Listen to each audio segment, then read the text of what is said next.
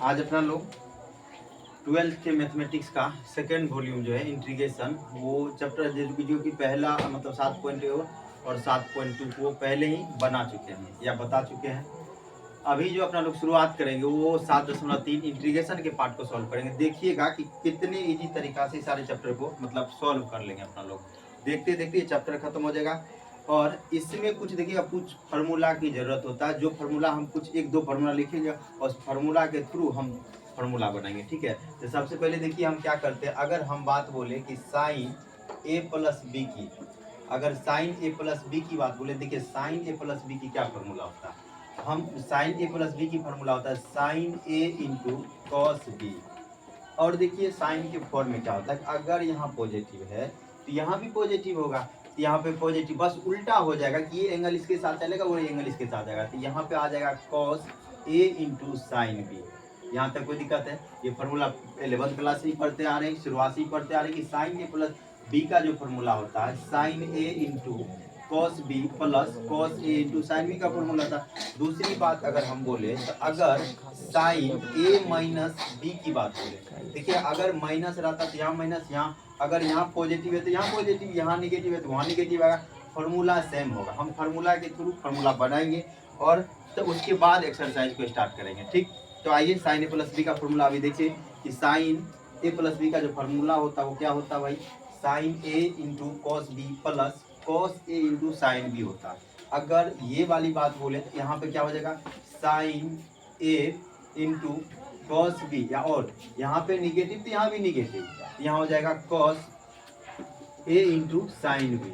ठीक है, अब देखिएगा ये दो अपने आप में दो फार्मूला ये है, लेकिन ये फार्मूला से अभी हम 2-3 और फार्मूला निकालेंगे। क्या फार्मूला निकालेंगे, मतलब कि 2 cos a into cos sine B का निकालेंगे। अभी देखिए क्या निकालते, अगर हम इसको समीकरण 1 बोले और ये वाले को हम समीकरण 2 बोले तो देखिएगा क्या करेंगे, एक बार जोड़ेंगे एक बार घटाएंगे तो क्या मेरे साथ रिजल्ट आता है। आइए सबसे पहली बात हम क्या करेंगे, समीकरण 1 और समीकरण 2 को जोड़ते हैं तो क्या रिजल्ट आता है। देखिएगा ध्यान से देखिएगा और दिखना शुरू भी हो गया कि अगर 1 और 2 को जोड़ेंगे तो क्या होता है। समीकरण 1 और 2 को जोड़ेंगे तो क्या होता है, थोड़ा देख भी लिया जाए। आइए अगर हम समीकरण 1 और 2 की बात बोले तो देखिए क्या होगा, साइन ए प्लस बी, बीच में जोड़ रहे ना भाई, इसके बीच में भी प्लस की साइन आएगा। अब देखिए क्या हो जाएगा, साइन ए माइनस बी आ जाएगा, नहीं आ जाएगा।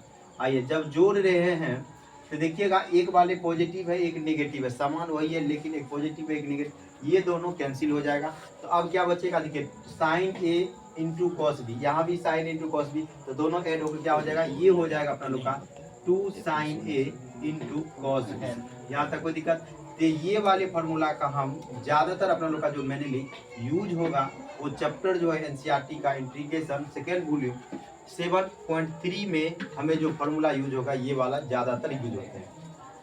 आइए अगली बार क्या करते हैं, अगेन मतलब पुनः इसी समीकरण को अगली बार घटा के देखते हैं क्या रिजल्ट आता है। अगली बार क्या करेंगे, समीकरण 1 में से समीकरण 2 को घटा देते हैं तो क्या रिजल्ट आता है। देखिए यहाँ पे अगर यहाँ पे लिख लेते हैं कि समीकरण पुनः, यहाँ पे लिख दीजिएगा पुनः। अब देखिए फार्मूला रटिएगा नहीं, पुनः या फार्मूला से फार्मूला बनाने सीख लीजिए, बाद में अगर भूले भी तो निकाल सकते हैं। ठीक है, रटिएगा तो भूलिएगा। समीकरण 1 माइनस, यहाँ पे समीकरण 2 बोलते हैं। ठीक है, समीकरण 1 माइनस समीकरण 2। थोड़ा सा लाइट प्रॉब्लम होगा, फर्स्ट टाइम है, अभी अरेंज नहीं किए इसलिए कोई बात नहीं। आइए अब देखिएगा यहाँ पे क्या बोल रहे हैं, समीकरण 1 और समीकरण 2 को घटा देते क्या रिजल्ट आता है मेरे सामने। आइए अगर यहाँ पे हम लिखे, यहाँ पे घटा रहे हैं ना भाई, तो यहाँ पे लेंगे साइन ए प्लस बी माइनस साइन ए माइनस बी। अब देखिए जब आप लोग ये वाला एलजेब्रा वाला में क्या सीखते हैं कि जब हटाते हैं तो जो चिन्ह बदल जाता है, निगेटिव रहता तो पॉजिटिव, पॉजिटिव रहता तो निगेटिव। आइए उसी तरीका से ये देखिए क्या होगा, अगर ये घटा रहे हैं आप, ये पॉजिटिव है नहीं लिखा हो तो इसका मतलब पॉजिटिव है, ये निगेटिव बनेगा ये पॉजिटिव बनेगा, ये अगली बार ये दोनों कैंसिल होगा, ये दोनों ऐड होगा, ये दोनों जब ऐड होगा तो अपने पास क्या फॉर्मूला आ जाएगा, 2 cos a into 2 cos a into sine B का फॉर्मूला आ जाएगा। हाँ या ना, देख लीजिए एक बार फिर से रीचेक कर लिया जाए कहीं गलत तो नहीं लिखे।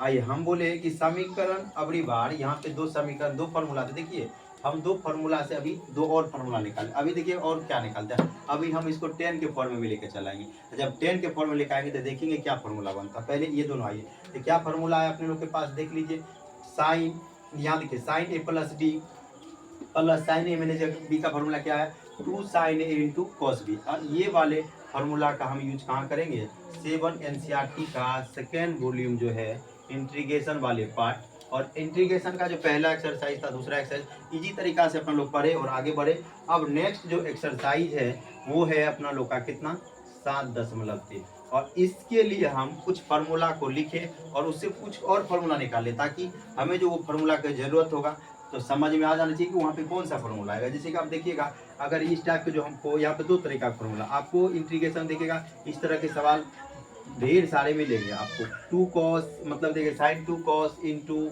cos 4x into cos 6x, इस टाइप के सवाल को सॉल्व करने के लिए हम कुछ फार्मूला अभी ड्राइव कर रहे हैं, मतलब निकाल रहे फार्मूला फार्मूला। इसमें देखिए क्या करेंगे, सेपरेट करेंगे, मतलब ये वाला एंगल वाला यूज होगा इसमें। ये तो साइन वाले फॉर्म में आ गया, यहाँ देखिए कॉस ही दोनों टर्म है, तो यहाँ पे क्या करेंगे हम ये वाला फॉर्मूला यूज करेंगे, कॉस ए प्लस बी और एक कॉस ए माइनस बी को फिर इसी तरह लिखेंगे और जोड़ेंगे घटाएंगे तो 2 और फार्मूला प्राप्त हो जाएगा, जो इस सवाल में हमें यूज होगा। ये टॉपिक रिलेटेड क्वेश्चन कराते भी चलेंगे, कौन सा टॉपिक कौन सा फार्मूला से कौन सा सवाल बन जाता है। और बिहार बोर्ड का जो अभी तक का पूछा गया है, जितने भी क्वेश्चन बैंक में सारे को सॉल्व करेंगे अभी, ठीक है। आइए तो पहले एक और फार्मूला लिख लेते हैं कॉस के टर्म में, उसके बाद वो सारे सवाल को सॉल्व करेंगे। आइए तो क्या फार्मूला आते देखिए, कॉस ए प्लस बी का क्या होता है फार्मूला। तो कॉस ए प्लस बी का जो फार्मूला था शुरुआत में पढ़े 11th में, इसको प्रूव भी किए थे कि कैसे आया था कॉस, ये सारे फार्मूला को प्रूव करके आगे आए हैं फिर इधर। आइए कॉस ए प्लस बी का क्या फार्मूला होगा, जब कॉस ए प्लस बी का जो फार्मूला होता है देखिए क्या होता है, cos A into cos B. और क्या कॉस वाले में एक चीज उल्टा हो जाता है, यहाँ पॉजिटिव है तो यहाँ निगेटिव, लेकिन ऐसा बात साइन वाले में ऐसा कुछ नहीं था। आइए यहाँ क्या हो जाएगा, minus sign A into sine B आ जाएगा, ठीक। अब देखिए इसको हम मान लेते हैं समीकरण 3, कोई दिक्कत नहीं। आइए आगे फिर हम क्या कर रहे हैं, यहाँ देखिए कॉस ए माइनस बी को लेकर चलते हैं, क्या होता है कॉस ए माइनस बी को लेकर चलते थे क्या होता है, देखिए बस यहाँ पे सब कुछ यही होगा, बस चिन्ह पलट जाएगा, मतलब ये निगेटिव है तो यहाँ पे पॉजिटिव हो जाएगा, उल्टा होता कॉस वाली टर्म में। ये पढ़ते आ रहे हैं शुरू से, तो cos A into cos B, यहाँ देखिए पॉजिटिव है तो क्या हो जाएगा, निगेटिव हो जाएगा, तब क्या होगा sign A into sine B आ जाएगा। ये समीकरण 4 आ रहा।